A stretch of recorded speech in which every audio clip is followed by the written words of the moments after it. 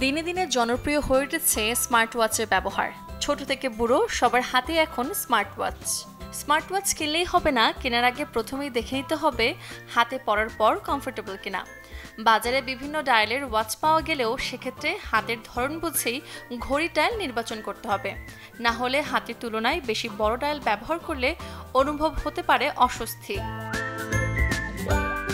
অনেকে স্মার্টফোনের সাথে স্মার্ট ওয়াচ সংযুক্ত করেন যাতে ফোন কল এবং অন্যান্য কাজ করা যায় স্মার্ট ওয়াচেই।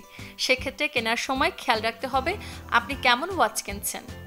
আপনি যদি অ্যাপল ওয়াচ কিনে থাকেন সেক্ষেত্রে হাতের ফোনটি যদি হয়ে থাকে অ্যান্ড্রয়েড, তাহলে খুব একটা কাজে লাগাতে পারবেন না অ্যাপল ওয়াচ। তাই ফোনের অপারেটিং সিস্টেমের সাথে যুক্ত করা যায় এমন স্মার্ট ওয়াচ কিনুন। কেনার আগে দেখে নিন স্মার্ট ওয়াচটি ওয়াটারপ্রুফ কিনা। হঠাৎ বৃষ্টি কিংবা সাঁতার কাটার সময় পানি লেগে নষ্ট হতে পারে পছন্দের স্মার্ট ওয়াচ। তাই কেনার আগে যাচাই করুন ওয়াটারপ্রুফ কিনা। একবার চার্জ দিলে স্মার্ট ওয়াচে কতক্ষণ চার্জ থাকে, কোন মোডে ব্যাটারি লাইফ হেলথ বেশি থাকে কিংবা স্মার্ট ওয়াচে ব্যাটারিতে চার্জ দিতে কতক্ষণ সময় লাগে, এর সবই ভালোভাবে দেখে নিতে হবে। বাজারে সব ব্র্যান্ডের স্মার্ট ওয়াচে বিভিন্ন ফিচার্স থাকে।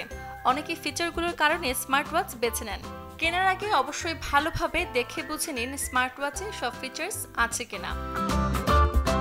Desk report, channel 24।